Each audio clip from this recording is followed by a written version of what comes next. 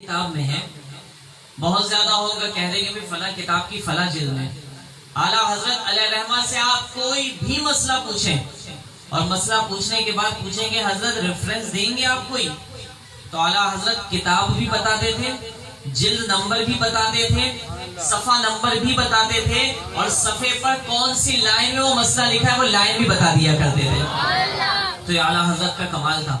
اسی طریقے سے میں آپ کو بتاؤں، تحریری گفتگو کر کے آپ کو اعلیٰ حضرت کی شان بتانا چاہتا ہوں کہ اعلیٰ حضرت علیہ رحمہ کی شان بہت بلند ہے۔ مفتی صاحب جو ہوتے ہیں نا، جب مسئلہ کوئی فتویٰ لکھتے ہیں، مفتی صاحب کے پاس کوئی استفتاء آئے، کوئی فتویٰ آئے، سوال آئے، تو فتویٰ جب مفتی صاحب لکھتے ہیں تو مختلف کتابیں لیتے ہیں کہ دیگر بڑے علماء نے، بزرگ علماء نے کس کتاب میں کیا مسئلہ لکھا ہے، تو مسئلہ دیکھتے ہیں، قرآن و حدیث دیکھتے ہیں، اور پھر بزرگان دین کے اقوال دیکھتے ہیں، بزرگان دین نے کون سے اقوال کو ترجیح دی ہے، کون سے اقوال کو پسند کیا ہے، کون سے اقوال کو ترجیح دی ہے، وہ ساری چیزیں لکھتے ہیں۔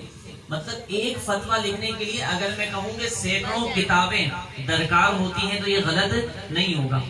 تو اب جناب اتنا مشکل ہوتا ہے، اور پھر ذہنی سکون ہونا چاہیے۔ فتویٰ لکھنے کے لیے جب بیٹھے نا، تو اگر کوئی ڈسٹرب کرتا ہے، شور شرابہ ہوتا ہے، بچے شور کر رہے ہیں، گاڑیوں کی آواز آ رہی ہے، پوپا ہو رہی ہے، ساری چیزیں ہو رہی ہیں، تو پھر دماغ خراب ہوتا ہے، سمجھ میں کچھ نہیں آتا۔ ذہنی سکون چاہیے، یہ سمجھ گئے آپ۔ اب اعلیٰ حضرت علیہ رحمہ کو ایک مرتبہ ڈاکٹر نے کہا، بیمار ہو گئے تھے، طبیعت ناساز تھی، تو ڈاکٹر نے کہا کہ حضرت آپ آرام کریں۔ اعلیٰ حضرت 24 گھنٹے کام کرتے تھے، لکھنے کا بہت کام کرتے، ظاہر سی بات، تبھی تو فتاوی رضوی عطا فرمایا، تبھی تو ہدایت کی بخشش عطا فرمایا، تبھی تو کنز الایمان عطا فرمایا، تبھی تو 1000 سے زائد کتاب اعلیٰ حضرت علیہ رحمہ نے تصنیف فرمائی ہے۔ لکھنے کا کام بہت کرتے تھے۔ ڈاکٹر نے کہا کہ طبیعت آپ کی ناساز ہے، آپ اب کوئی کام نہیں کریں گے، صرف آرام کریں گے۔ کہا ایسا تو نہیں ہو سکتا کہ میں کوئی کام نہ کروں، ہاں یوں ضرور کر سکتا ہوں کہ دن بھر کام نہیں کروں گا، رات کو کام کروں گا، کیونکہ رات میں سکون ہوتا ہے۔ طبیعت ناساز کی، کہا کہ اچھا چلو ٹھیک ہے، آپ دن میں آرام کیے کریں۔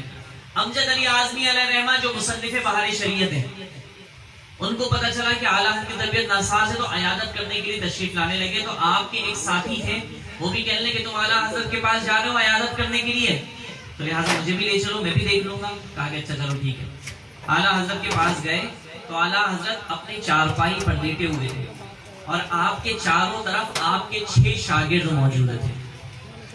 جب امجد علی اعظمی پہنچے تو اعلیٰ حضرت نے اپنا ڈراز کھولا، اس میں سے سوالات، فتوے پوچھنے والوں کی جو گڈیاں تھی سوال کی، وہ نکالی، اور نکالنے کے بعد اپنے ایک شاگرد کو دی ایک سوال کی پرچی، دوسرے شاگرد کو سوال نامہ دوسرا دیا، تیسرے کو تیسرا سوال دیا، چوتھے کو چوتھا، یہاں تک کہ چھٹے کو چھٹا۔